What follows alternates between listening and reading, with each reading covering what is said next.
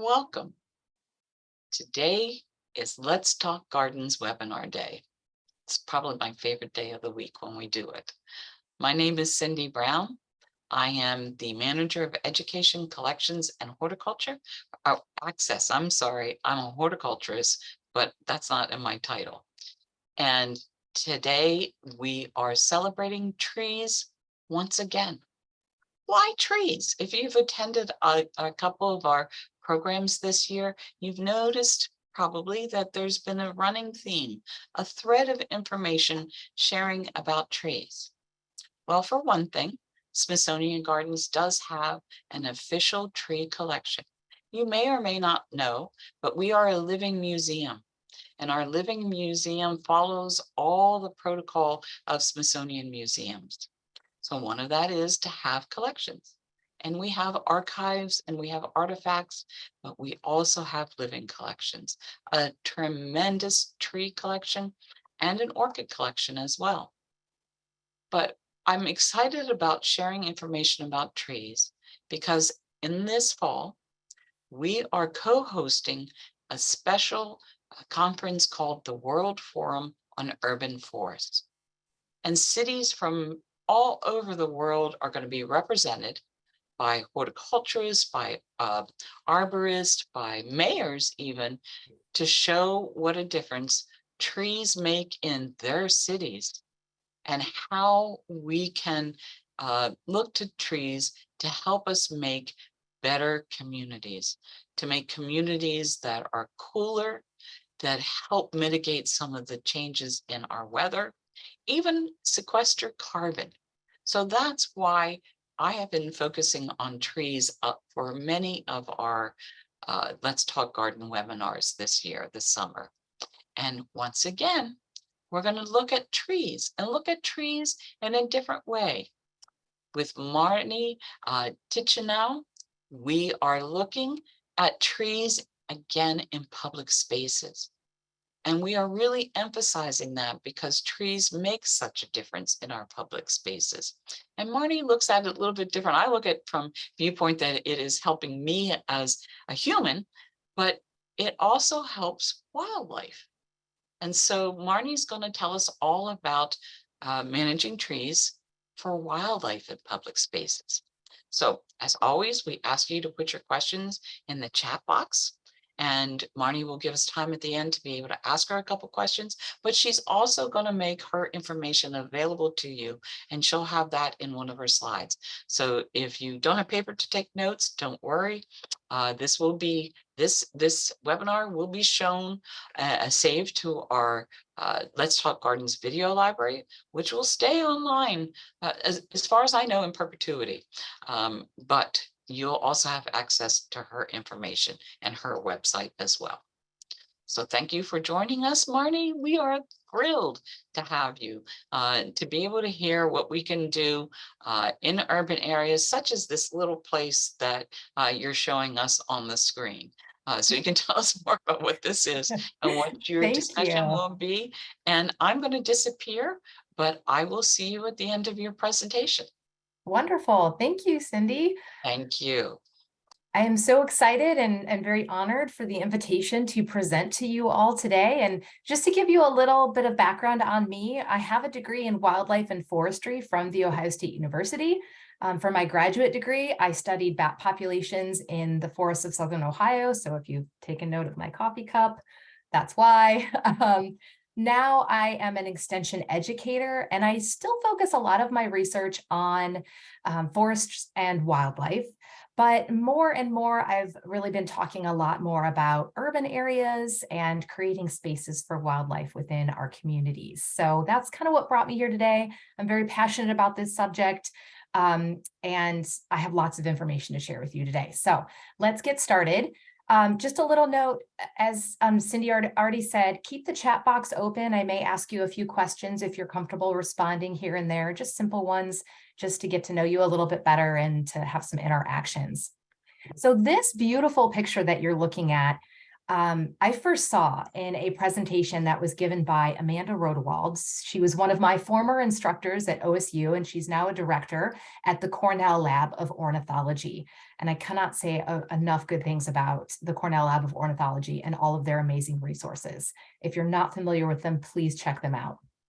But she used this image, which is of Central Park in New York City, during a presentation on songboard use of urban areas. And it was very impactful for me. I thought it was an excellent visual of the importance of green spaces in urban areas, especially from a bird's eye view. Now, before we get too far into this, as Cindy mentioned, I am going to make every slide that you see here available. And it's actually available right now. This is my blog that I use to share information on wildlife in Ohio and resources that I referred to in my presentations. So the slides are there. I am still updating some of the resources. There's a bunch of resources there, but there are a few I want to add in from the presentation today. So give me a little bit of time after the talk to do that, but otherwise it'll be there and available for you to access.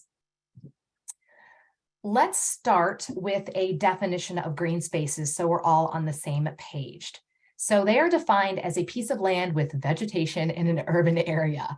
So that could be parks, it can be gardens, backyard spaces. Now, the term urban forest, as you see there, is often used to refer to all of the trees in a city or a community. So that would include your street trees, trees in more open park settings, or within our own backyards. But basically, they have that more manicured look. But the urban forest also includes any natural or wooded areas that exist within the city. You know, those that have a little bit more in common with our larger rural forests. And these are sometimes referred to as urban forest patches or city forests. So today, I'm going to be focusing on promoting wildlife by managing trees in both of those settings, in the more manicured settings, like in our backyards, along streets. But then I'm also going to be discussing some management options for those forest patches too. Both are equally important, as we'll discuss here shortly.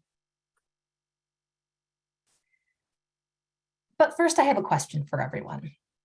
How many of you have spent a day away from the computer, a day away from your email? You've traded your indoor office for the outdoors. Maybe you spent the day gardening, or you went hiking or birding or some other outdoor activity.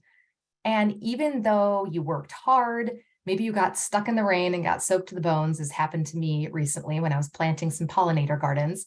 But even if that happened, you still felt refreshed. You felt good for having that time outside. Has that happened to anybody? Pop it in the chat box if you've experienced that. There's actually a word for that. And that word, I see some thumbs up, excellent. And that word for that experience is called biophilia. So that feeling of satisfaction or refreshment or renewed focus from having spent time outside is the result of biophilia. Now, here's a scary statistic. The average American spends 90% of their time indoors. And that's according to the Natural Resources Defense Council. Now, I would guess that those of you on this call are probably outside of that average. You probably spend a lot more time outside, as I do myself. But the average American, 90% of their time indoors. That's crazy. But even with that statistic, we still have this innate instinct to connect with living things. And that's because being outside and making those connections makes us feel better. It supports cognitive function and physical health, psychological well-being. And who doesn't need that, right? So biophilia actually means love of life or living things, or another way to look at it, the biodiversity of the planet. And the scary thing is our planet's diversity is in trouble. We're losing our biodiversity. And there's lots of different examples and reports and research I could share about this. This is just one that I picked. Our biodiversity is the very basis of human survival and economic well-being. It encompasses all life forms, ecosystems, and all of the ecological processes that we depend on. So this graph is showing the number of species that we have lost in the last 500 years by animal categories. Now, keep in mind, these are extinctions. Animals we're never going to get back. This graph does not encompass the declining populations of different wildlife species. And unfortunately, there are a lot of examples of that. For example, here's one. We are experiencing significant declines within our bird populations, and not just a single group of like species, but across the board declines. For example, we're seeing declines in our migratory bird species, or we're seeing declines in birds that require certain habitats like grasslands, or that require a specific foraging niche, like our aerial insectivores. We are currently concerned about an iconic butterfly possibly being listed as an endangered species, the monarch butterfly. And we talk about the decline of rusty patch bumblebees and other native bees, which pollinate our crops, and just as important, our native plants. So here in Ohio, where I am based, we have over 450 different species of native bees, and most people don't know much about them. But they're out there, they're doing the work of pollinating our native plants that keep our ecosystems moving, and also many of our fruits and vegetables too. Our colonial bats that hibernate in underground caves and mines over the winter have suffered massive declines due to white nose syndrome, which is caused by an invasive non-native fungus. The northern long-eared bat, you see there on the left, has recently been listed as a federally endangered species largely due to this disease. And many states have added several species to their state endangered lists as a result of this pathogen. So when we ask the question, what is causing these declines and these extinctions?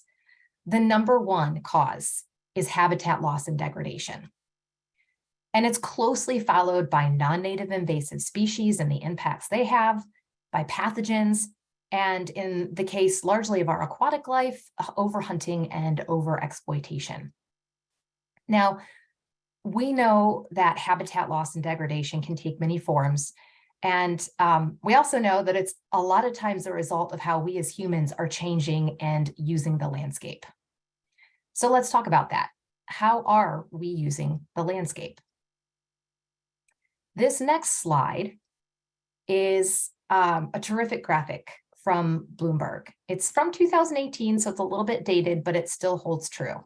Now, as you're looking at this, please note that the placement of each land cover type does not represent solely where it's taking place, but the size of each is representative of how much of our land is dedicated to that specific use.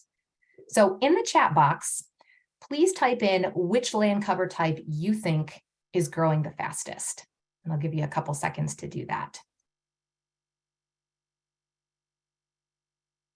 So which land cover type do you think is growing the fastest? Is it the forest or timberland? Is it the pasture, agriculture? Okay, yep, Jane and Carly, you nailed it. It's urban housing, right? So urban growth is outpacing growth in all other land use categories. And to give you some perspective, we're adding about 1 million acres each year, which is about the size of Houston, Phoenix, and LA combined, okay? Now, some of you might be thinking, okay, well, no wonder we're losing habitat left and right with how we are using the landscape. And you'd be right. But for the rest of this talk, I'd like to flip the narrative a bit, maybe look at it a little bit more positively. Right now, there's about 82% of our population that is living in urban areas or along the fringes of urban areas. And we know that urban growth is not slowing down anytime soon. So how do we flip that narrative? Maybe we focus on improving those urban areas for wildlife and for our biophilia, that connection that we want with nature. And there is great potential to do this, to conserve our biodiversity and our habitats and the places we live and the public spaces that we use. And there's a rising focus among wildlife professionals, foresters, and natural resources professionals to do just that, to make our cities part of the solution to this biodiversity crisis. And the even better news is that we want to connect with nature, right? We all know that. We've talked about it already, okay?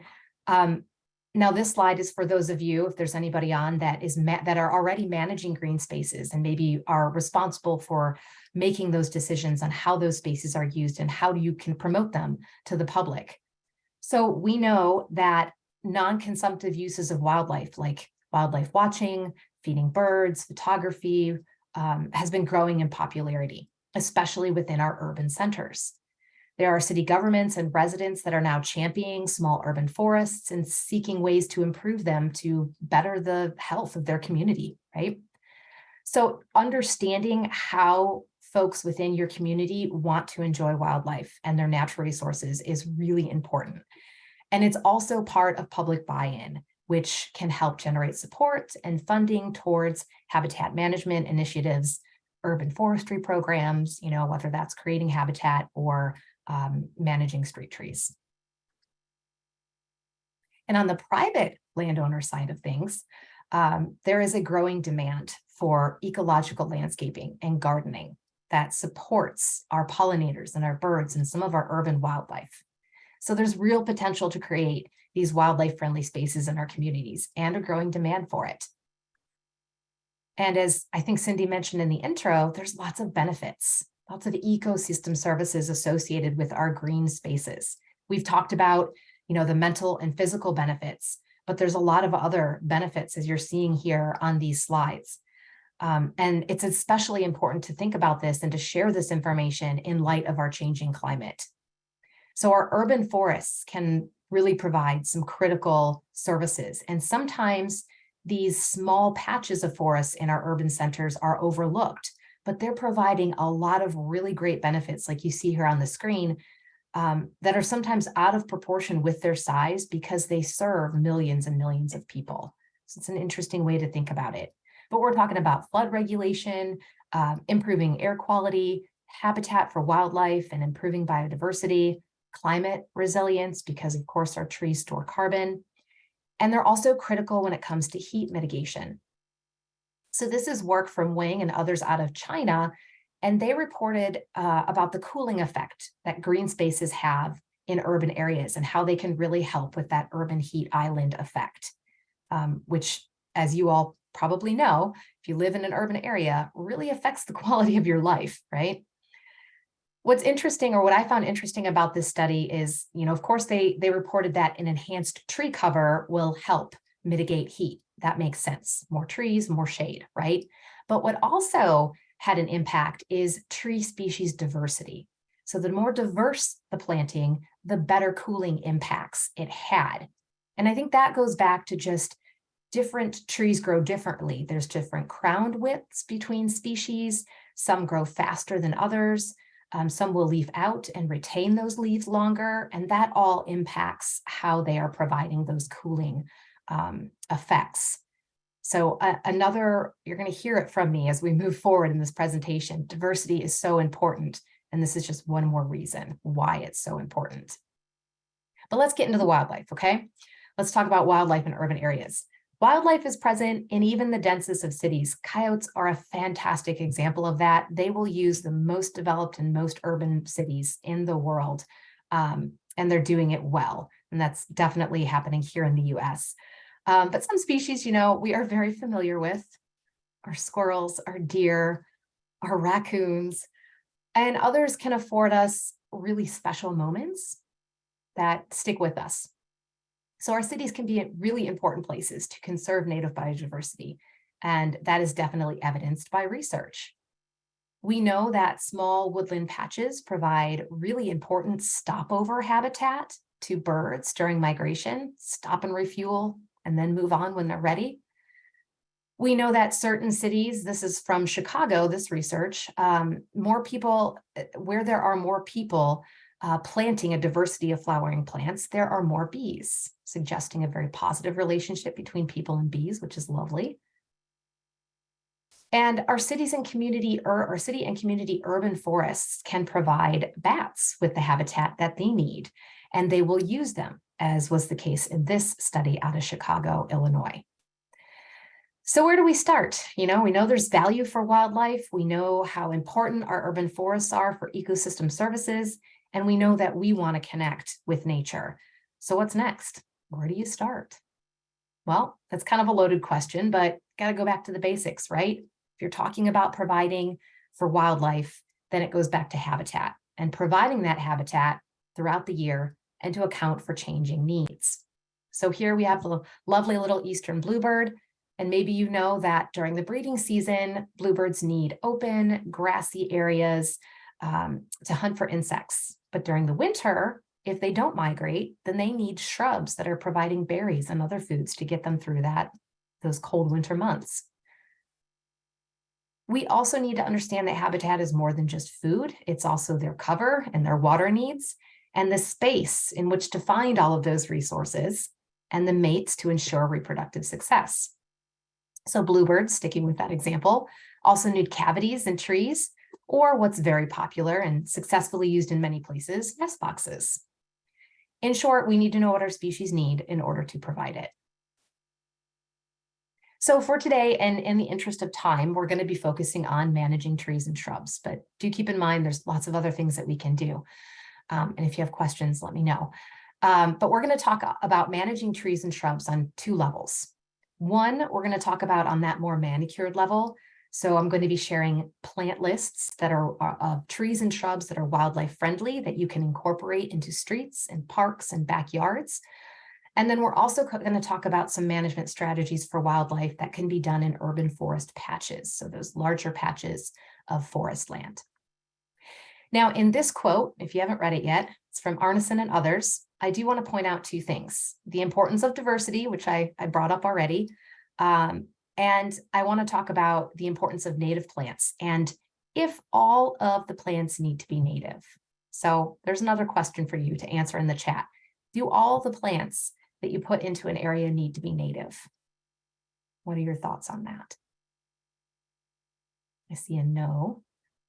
I've heard at least 65 recommended, 70%. Okay, excellent. I like to recommend, yeah, Margie, just a majority. Yeah, 80%. Yeah, I like to recommend providing plants that support healthy ecosystems, meaning plants that are going to support a diverse food web, which then creates a more stable and healthy ecosystem. Do we have to avoid all non-native plants? No, we don't. There are some non-native plants that also provide resources to wildlife.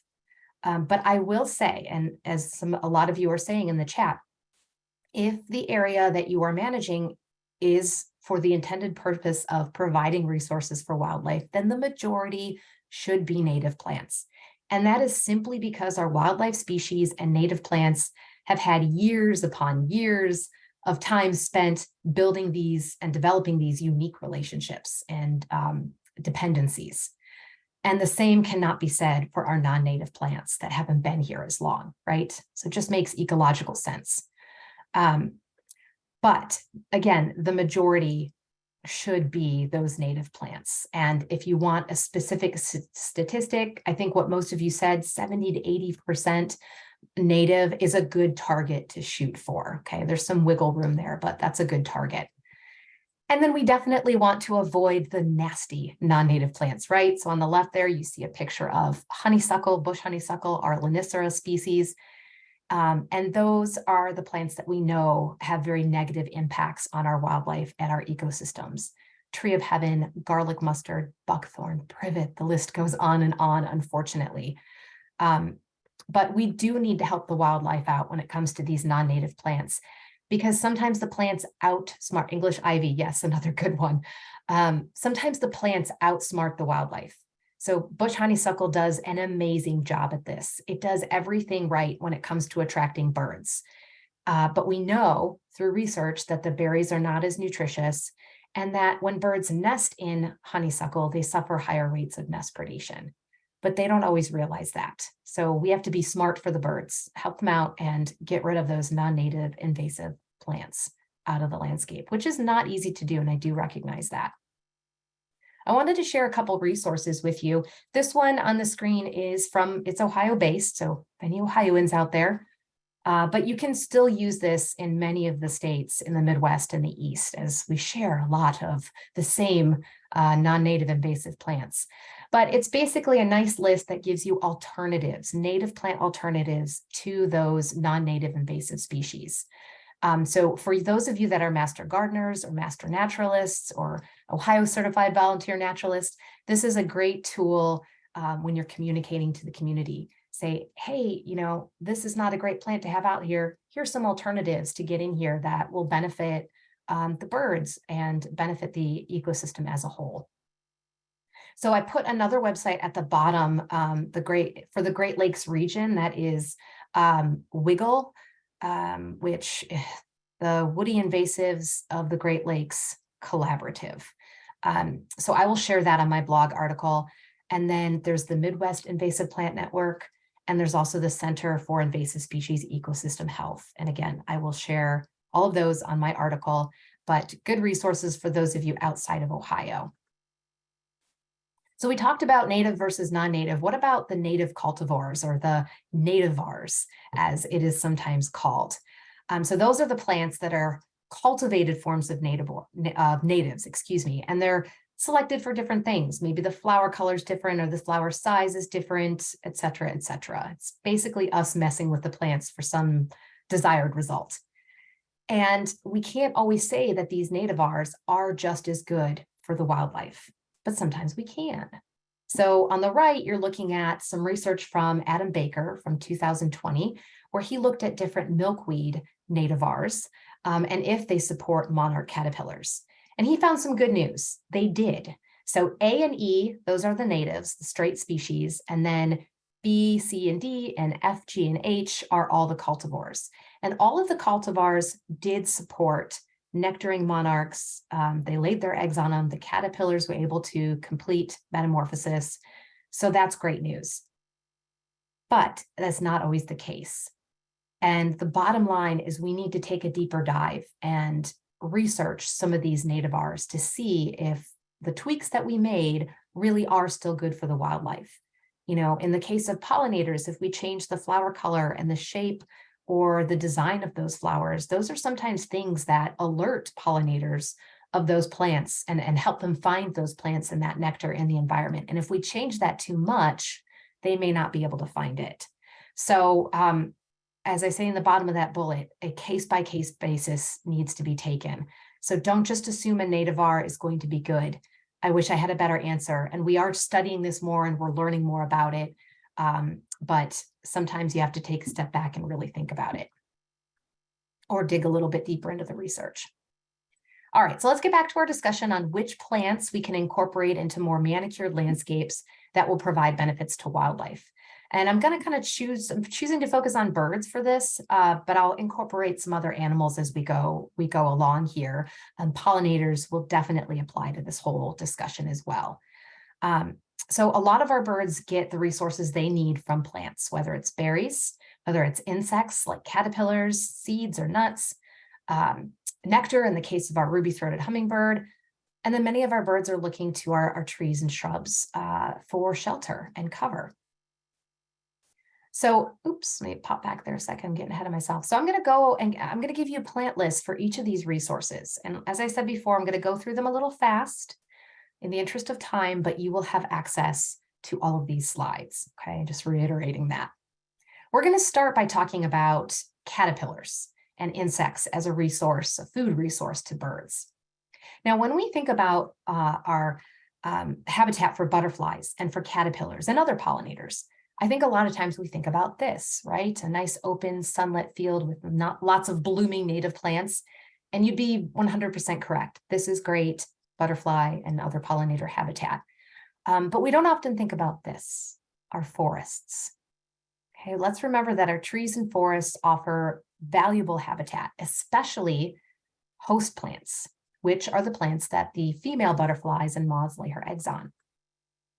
So for example, we have 3 plants here that are host plants to 3 different butterflies. And I've used examples. These examples are all plants that can be found in woods. So we have violets, which is the host plant for this lovely butterfly. And if you know what it is, pop it in the box.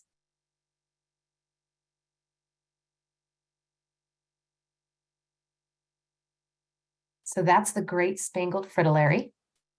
And it does specifically look for violets as a host plant. This next is the tulip tree or tulip poplar or yellow poplar, lots of different common names.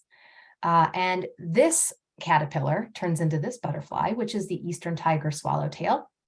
And this female will lay her eggs not just on tulip poplar, but also cherry trees and birch trees. And last but not least, we have this barbed little caterpillar, which turns into my favorite, the red spotted purple. And the red spotted purple female will lay her eggs not just on hawthorn, like you see in that first picture, but also cherries and oaks and serviceberry. Okay, so just a great example of how our trees can really host a large number of pollinators, but also from the bird side of things, nice, juicy, fat, soft morsels of food, right? So again, overall, our woody plants host an impressive number of caterpillars. And there's been some great research by Doug Tallamy, who has identified the top tree genera that host the most caterpillars. And that's the list that I just popped up. So oaks, which you see there in the background, is at the top of the list. Oaks, I believe, host 456 some different caterpillars. And we may not see those caterpillars, right? We may not know that they're up there in the tree. They're not causing issues, but the birds know. And that's a good thing, because for a little black-capped chickadee, as you see there in that picture, it takes about 6,000 caterpillars to raise one nest of youngins. So they're working hard out there, and we can help them out by putting some caterpillar-loving plants out there in the environment. Now, I popped up a list of some herbaceous plants if you're interested in that as well. And this is a whole nother subject. And Doug Tallamy has written several books. They're fantastic. I will have them linked in my article. And if you go to this link, you can watch a webinar that he has done on this subject. Very good webinar if you have not heard him in the past. Here is a larger list of trees and shrubs for pollinators. They're also all bird friendly. And remember that our bees need trees too. They provide nectar and they provide pollen. And sometimes our trees and shrubs are even more important than our herbaceous plants because they bloom sooner. And some of our early season bees, our solitary nesting bees, like our adrena and our leafcutter bees, they are looking for those early season blooms, like from our maples and our trees and shrubs. Oops. And for those of you that manage park areas, native wildflowers or dedicated pollinator plantings like you see here, if you can put them close to the woods, as long as they're going to get enough sun, that's a great place to position them because they're going to provide more habitat for our woodland bees and lepidopterans. And they're going to pull them out of the woods for those nectar resources for visitors to see.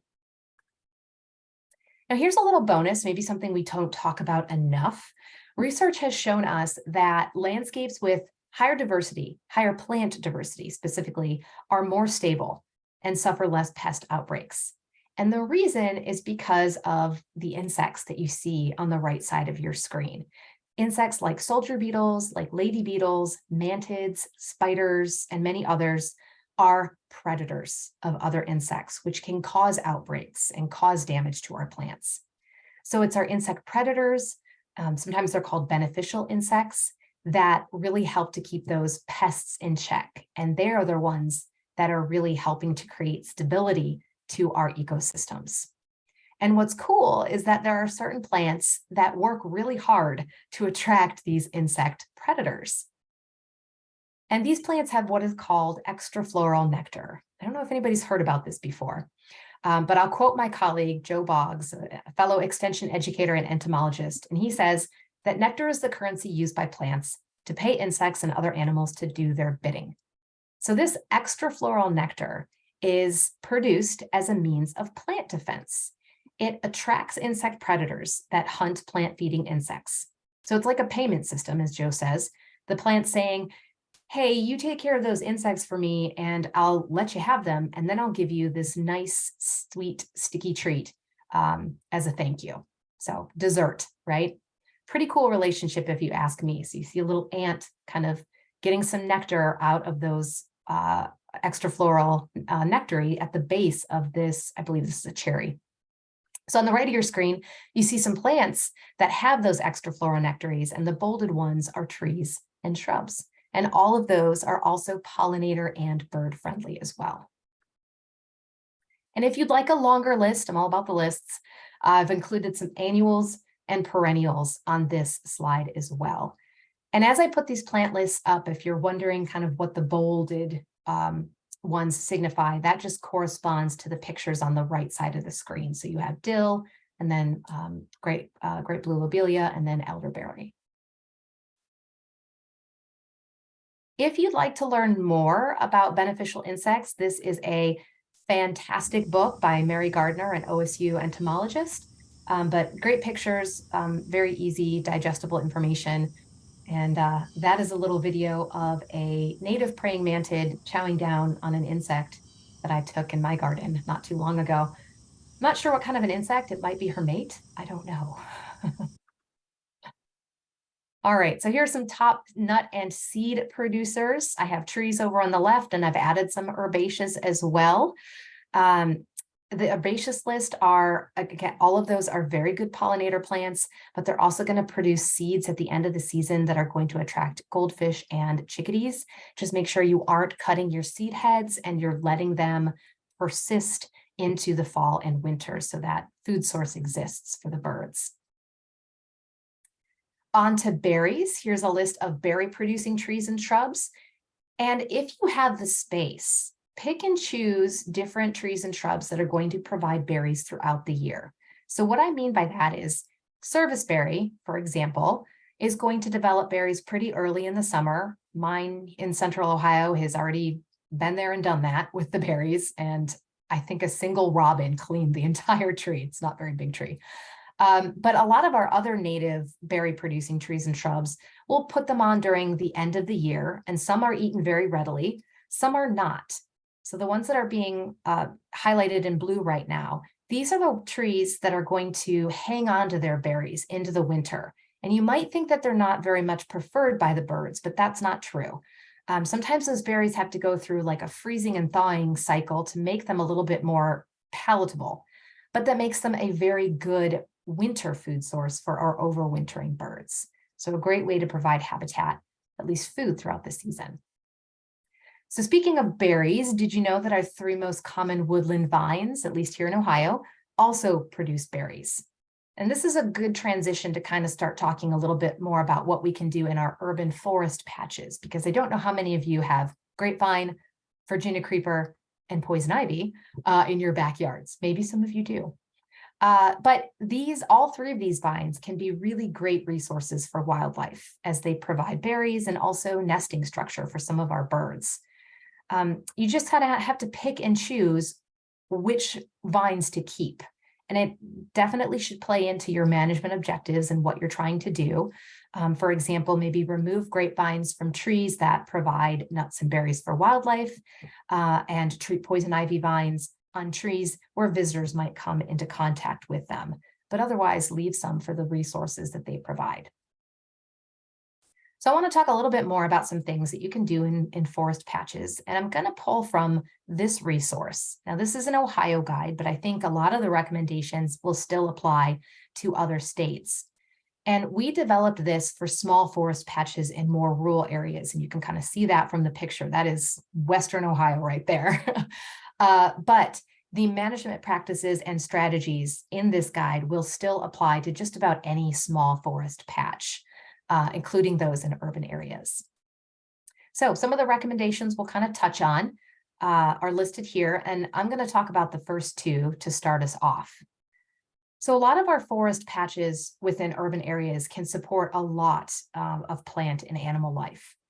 But there are also many that can use some serious help. And often the number 1 issue is those non-native invasive species that we talked about in the understory. And why is that a problem to our forests? Well, if there's little to no regeneration on the forest floor, and all you have are those non-native invasive species, then you essentially have no future forest. On the bright side, however, there's been a lot of research coming out of the USDA's Forest Service Urban Field Station, and they are reporting that across Baltimore and Delaware and New York City, that many of our urban forest patches are dominated by native trees in the canopy. So there's potential, right, for these urban patches to be sustainable and to be productive and helpful habitats for wildlife and to provide those ecosystem services, as long as we're making sure we're addressing those invasive species issues and getting them out. Oops. We can also take that third bulletproof down. We can also take a closer look at the interior of our forest patches.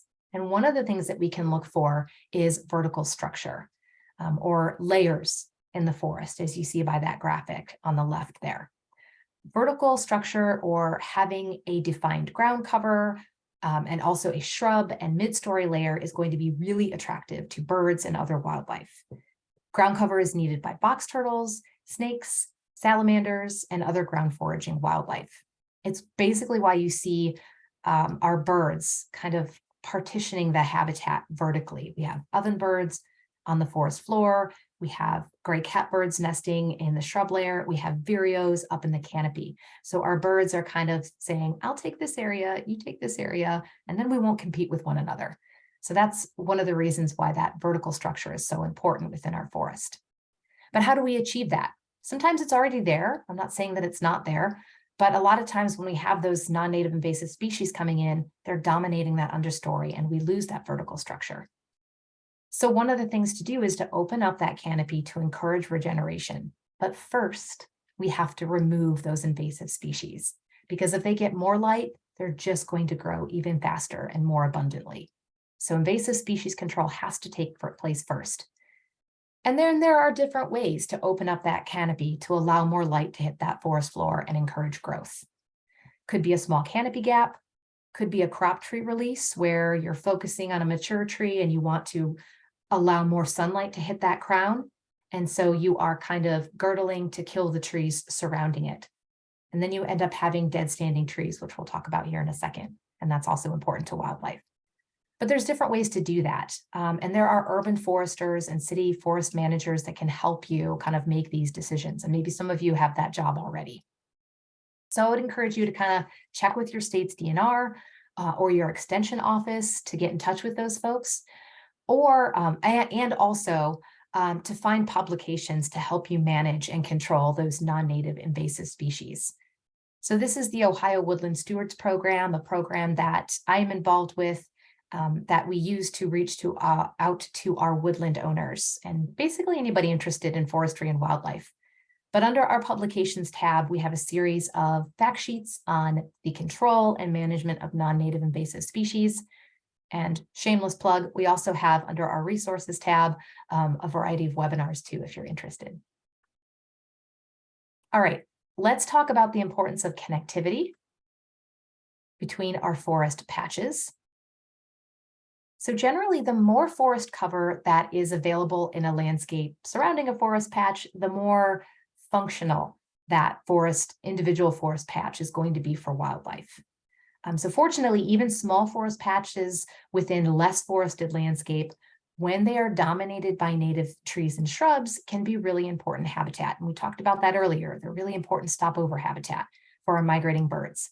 This picture that you're looking at, you saw it earlier, it's our small woodland on our working farm in the dead center of Columbus, Ohio. So a very urban area, but we have found quite a few species of migratory birds using it as stopover habitat. But what's also going to help is that connectivity across the landscape. You all can participate in that depending on how much land you own, but just taking that bird's eye view and thinking, how can I add to the connectivity in my landscape? Can I add a windbreak? Can I create a corridor, a field border, a hedgerow, and many of our parks and managers in natural areas are working on this as well. So kind of an example of that on a larger scale would be greenways. This is a map of the Central Ohio greenways, and this works to connect the Central Ohio region to over 230 miles of trails. And the kind of tags there are our metro parks. And so this allows folks to kind of get from place to place to explore these parks and neighborhoods and communities in between. But of course, the wildlife are using these greenways too. It helps to connect them to green spaces and helps facilitate their movement across the landscape. And these greenways can be fantastic ways to conserve undeveloped land that has important natural resources and can be used to protect environmentally sensitive lands and the wildlife and plants that are in those areas. Last but not least, I want to talk a little bit about dead wood. And just so we're all on the same page, when I say dead wood, I'm referring to snags, dead standing trees, and brush piles, and logs on the ground like you see here in this picture, and also dead pieces in a tree, like a cavity or a dead branch. Those are all incredibly important. The value of a tree does not decline once it's dead or dying. It actually starts a whole new life. And for some wildlife species, it becomes even more valuable. So that was a video of a pileated or pileated, however you want to say it, both are correct, pecking into that log, probably looking for carpenter ants or some other insect that it was feeding on. So again, these are the resources we're talking about. And our wildlife are going to use this dead wood in many different ways. Chickadees and nuthatches are one of, or a few of many birds that are going to forage for insects and mosses and lichen in dead or dying wood. Of course, we have our cavity nesters, our primary cavity nesters, which are woodpeckers that excavate their own cavities. And then our secondary cavity nesters, like our prothonotary warbler, that come in and use those cavities once they're done. And of course, we have our native solitary nesting bees that are going to excavate their nests into dead wood and stems. Raptors are going to use dead standing trees as perches and homes. Mammals like flying squirrels and bats use cavities and spaces under bark. So really, really important resources. Now, as far as how many you should have on the landscape, there's no known optimal number. If your goal is to attract wildlife, then leave them all as long as they're not posing a safety hazard. And that's definitely something we have to consider within our urban areas. But I have these two boxes kind of give you some general guidelines, but know that your decisions on what species to leave and how many should follow management goals and objectives for that area. And also, if you're managing for a diverse forest with multiple ages, you're going to have that dead wood happening and creating naturally. So this is a fact sheet available on Woodland Stewards, osu.edu website that will kind of guide you through creating dead standing trees and also controlling vines, but just kind of also stresses the fact that keeping in mind these are resources just like our live trees that need to be monitored for safety, and you need to think about possible future threats when you're placing them. Don't have them too near trails or buildings and stuff like that. Now, this is an interesting idea. In Oregon, there are wildlife arborists, and not just in Oregon, in the Midwest and in the East as well, that are looking more at creating habitat with these snags in urban areas. This specifically is Brian French. He's a certified arborist in Oregon. And you can kind of see from these pictures how he took this Douglas fir and created a snag, even though it's right next to that house. He gauged its stability, and he's planning on revisiting it, in the future to make sure it's doing okay. But he essentially created wildlife habitat, and he even carved out a little cavity within it, which is just fantastic. So that link right up there will take you to an article that Brian wrote that goes into this in more detail. But kind of bringing the snag into the urban forest, this is something that I know is being done, but maybe we should talk about a little bit more because they are such important habitat components. Now, on a smaller scale, we can provide dead wood a little bit easier. You can plant a log in your flower bed, right? Just like you see here for our cavity nesting bees.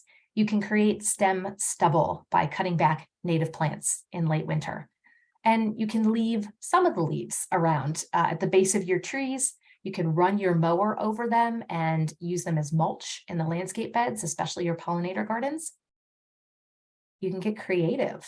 I love this. This is from the Toledo Botanical Gardens. So Toledo's in Northwest Ohio. And they used piles of cut logs to form this archway leading into their natural play area. And when I was there last May, let me see if this video plays. Lots of activity from our solitary nesting bees just buzzing around, provisioning their nests. And they were just going about their business. They weren't bothering anybody. So there's no risk of anybody getting stung, as is in the case of most bees, right? If you leave them be, they will let you be, pun intended. So another great resource all about nesting and overwintering habitat is this one. This is from Xerces, I believe. I have that linked on my blog. And as I was looking through your past Let's Talk Garden series webinars, you had a webinar back in 2022 on winter garden maintenance for wildlife. So definitely check that one out because I enjoyed watching that. So just kind of wrapping things up, I see I have 10 minutes left, so perfect. Just kind of a summarization on some of the things that we talked about, working to have these healthy and diverse forest patches through invasive species management, retaining fruit-bearing trees, shrubs, and vines, enhancing vertical structure, and making sure you have that deadwood on the environment as well as connectivity across the landscape. So in conclusion, I have 3 parting thoughts. Here's the first one. Urban areas are ecosystems. And you might be saying, yeah, we know that. But in terms of research, that's not always the way we looked at our urban areas. We're doing it now. And so we're getting a lot more research taking place in urban areas and how wildlife patterns and behaviors, how they exist in our urban areas. But that wasn't always the case.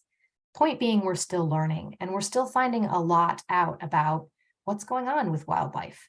For example, we know that light impacts birds within our cities, especially during migration. And so there are several initiatives across the country, lights out initiatives that are working to cut down on the amount of time that lights are used during the night. So I encourage you to dig a little bit deeper into this. And many of these initiatives are looking for volunteers to scout around buildings to see if they can find birds. We also know that collisions are a very real threat to birds in urban areas, especially where there are buildings made of reflective materials like you see here in this picture. And there are also initiatives trying to work with city planners to think about using bird-safe glass during the construction phases to avoid this. But we can help birds stay safe from collisions around our homes as well, because 50% of the 1 billion birds we lose every year from collisions happen around our own home windows. And this is kind of hard to think about because maybe you've never seen a dead bird outside of your window, and maybe you never will, but it is still happening. Sometimes those birds hit those windows and fly away somewhere else and die. Sometimes one of the many predators we have within our urban areas, crows, other birds, raptors, squirrels, chipmunks, yes, chipmunks take birds, foxes, coyotes, cats will snatch up those birds before you even see it. So it is happening. We don't allow our dogs to run free in our backyards in most cases without a fence or some other barrier to keep them safe. Let's start thinking the same way for our birds. Let's protect them from dangerous areas around our home. And so there are ways to do that. This website is the American Bird Conservation website, and it's a fantastic resources on how to protect your windows against bird strikes. Feather Friendly is one product I highly recommend. It's the little dots you see on the picture on the left, and it really does not obstruct your vision at all from the outside, and it works very well to keep our birds safe. My second parting thought is that we need to note the reality of habitat creation. And what I mean by that is when we work to attract wildlife, we may also attract wildlife conflict. And let's not forget that in urban areas, they're first and foremost our habitats, and that means that we decide the fate of wildlife. So if there's too much conflict with deer, with raccoons, with groundhogs or moles, then there may be backlash or less public support for habitat conservation. And that's not what we want. So know your resources, know where to get help. You can visit my blog for information on wildlife conflict. We can talk about it if we have time afterwards. Visit your state DNR. I'm sure they have resources. But it's important to strike that balance between conflict and habitat creation, because when we find it, it's terrific. We can connect with nature. And perhaps even more important, we have the opportunity to foster that connection in nature in our youth and inspire that conservation. So my backyard patch is where my two daughters first experienced holding a monarch. This is my oldest. And when her little sister came along, she was just as excited to share this experience with her as she was when she first had it. And I love that this experience happened in their own backyard. They didn't have to travel far. You know, we all enjoy a visit to the national parks, but there's a difference between experiencing nature in Yosemite or Yellowstone versus living it in your own backyard or your community or park or arboretum. And for many people, it's our urban green spaces where they're going to gain that firsthand experience with wildlife. And that is a very powerful role that our backyards and community green spaces can play. So let's talk about them, right?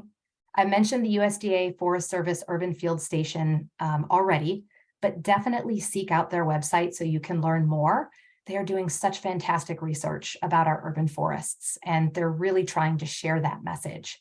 There are grants available too right now for communities and municipalities to do work in their urban forests, whether it's inventory, monitoring, research, creating a community program, broadening that community engagement. Because when we can start getting people to these urban forest patches, that's when we foster that appreciation for them and just makes them want to help and do more. So volunteer groups, master gardeners, like many of you, master naturalists and other stewardship organizations, you all are superstars because you know this already, right? You know their importance and you're out there in the community and you're spreading the message. So my thanks to all of you for doing that. I know many of you are volunteers, and yeah, thanks for listening today. I hope you picked up some new pieces of information, and I appreciate all that you're doing to conserve wildlife in our cities and communities. So I will leave you with one more little graphic on the benefits of getting outside, and hopefully when this webinar is over, you can go do that. Maybe not today since air quality is bad, but hopefully by this weekend, it'll be a little bit better.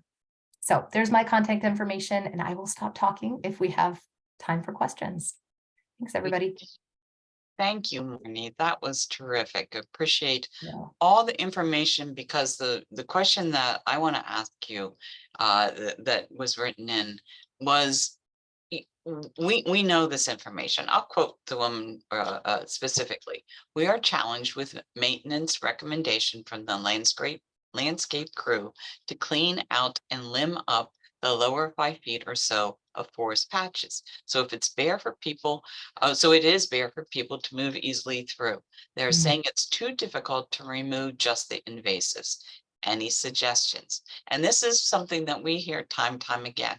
How do we train the people that do the work so that they understand how to balance safety? Because I'm sure in this situation, safety is of utmost concern to who's managing this area, and how to, like I said, balance that with helping out our urban patches, as you were saying.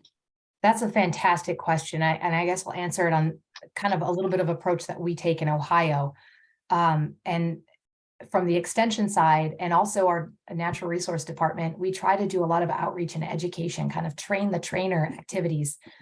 So we're putting this information, those fact sheets I mentioned, but also having workshops and trying to teach people that are responsible for managing these areas how to do that. Your urban, I don't know if you have an urban forestry program. We do here in Ohio, and they're working also to do those kind of trainings and to teach people how to kind of manage those invasive species, because I know it's a challenge. I've talked to many homeowners associations and they just don't have the know-how, or they don't want to clear out those invasives, and that it just needs to happen. It has to happen. So it is a challenge. And I think it's just making those connections, training the trainer, and resources, making those resources available and talking about them and where to find help and where to get those resources. Yes, and honestly, I don't know too many people that are taking care of land that don't want to train their employees. They want to. It's hard to be able to find information sometimes, but I think, and I always offer the advice. Don't be a militant. Give them sound advice to share. Tell them about the Let's Talk Gardens videos that we have available. We've answered many of these questions and addressed many of these situations with speakers that we have brought to the public. So share the information. We get contacted quite a lot to be able to train trainers, and we do that. That's one of the reasons we're hosting the World Forum on Urban Forests. Yeah. But it is good to share information in a kind, gentle manner and see what you can do to bring to your area. I'd like that you want to be able to answer this one because it was about bats, and you told me that was where your first studies were. So, oh, it is 1 o'clock, but please answer that one. I will. I can stay as long as you would like. Yes. Oh, I have a meeting at 1 o'clock, so. Oh, okay, you can't. That's all right, but I will, because this is engaging to me too. Do bat houses work? Well, they can. So Okay. bat houses are not like bird houses because if you put one up, it doesn't mean that something's going to occupy it. With a bird house, that's usually going to happen. Our bat populations have declined, especially those species that use bat houses. So it's a little bit harder these days, but I still recommend that folks put up a bat house. Okay. The thing that we should do to ensure their success is build them properly. And I put up a website, the Ohio Bat Working Group, and it links to national links for bat houses, plans, and information on where to put them, what color to paint them, and how you can ensure their success. So yes, they can work. It's just depending on your populations and the other available resources that you have in the area, whether or not they're going to be occupied. Thank you. That somebody asked me that the other day. I said, I've never read research. Let me find out. Thank you. But I want to thank everyone that has joined us this year for this season of Let's Talk Gardens. We will be stopping our programs until fall. We'll come back in the fall. We all need a spring break. I need to get out in my garden. Yes. But in the meantime, we please highly recommend that you watch some of the previous webinars that are stored on our Let's Talk Gardens video library, which is on our website, because there's some amazing speakers on there, like Marne, that will be able to share information with you, whether you're a naturalist, a gardener, a horticulturist, or someone that's maintaining urban forests. So thank you, Marne. Thanks to all of you in the audience, and we'll see you in September. Bye-bye. Thanks, everyone.